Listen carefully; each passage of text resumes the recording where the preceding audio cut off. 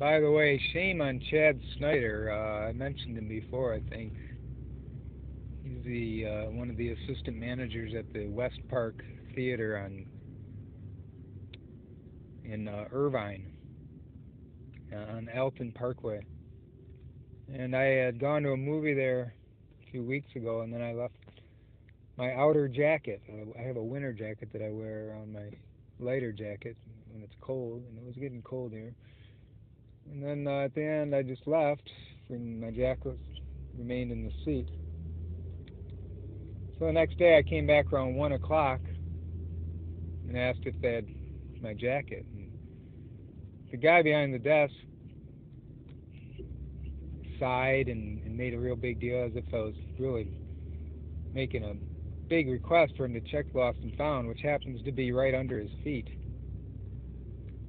He leans down and barely looks, and then he just puts his head back up and says, "Oh, we have our sweaters here."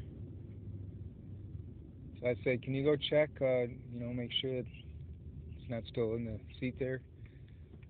And he makes another big commotion, like, "Oh, God. Okay, sir." And he calls somebody on the radio and says, "Go in the lobby." So I go in the lobby, and this guy is coming towards me, all puffed up, like he's thinking I'm gonna break through and go check for my jacket all by myself, and he's gonna have to tackle me or something.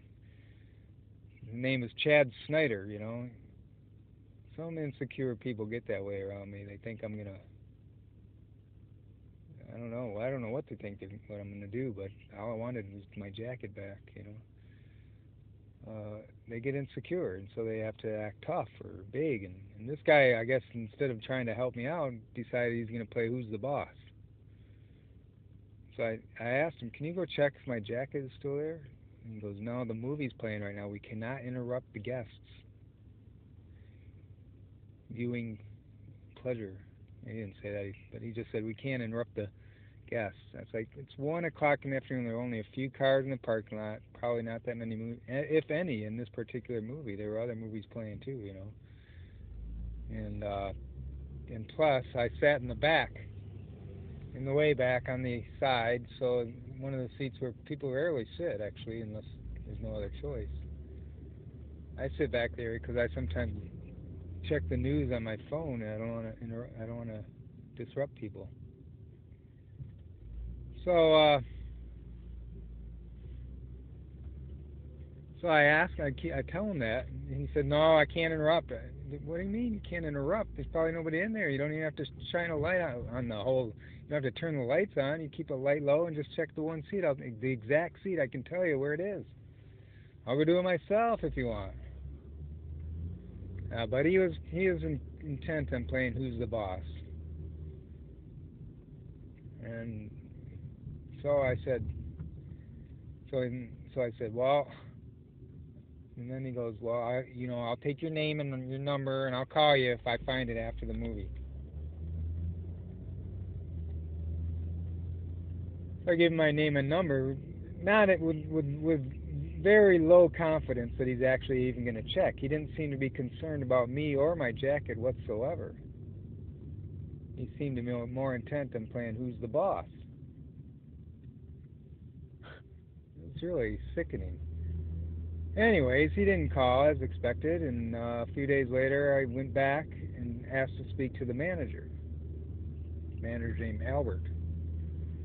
Took a while for the manager to come out. He comes out, like a fairly tall guy with a beard, and he's all dressed up like in a tuxedo. Not a tuxedo, but a suit, and very formal. And so I tell him what happened with Chad. I said, I was here a few days ago. I asked for my jacket, asked him to check. He wouldn't accommodate me. He wasn't very hospitable. And he even said he'd call me, but he never did. There's nothing like, "I'm sorry, sir." He didn't treat me with any respect. It was just very disheartening to be treated that way. And I tell him all this, and Albert says, "Well, I'll talk to him about it. And meanwhile, can I check? Can I can I look for your jacket?" And I go, "Yeah, it's just a blue jacket, blue down jacket. That's all. What more can I say? That's it. So he goes right back into the ticket where they sell the tickets and where the lost and found is, the front window.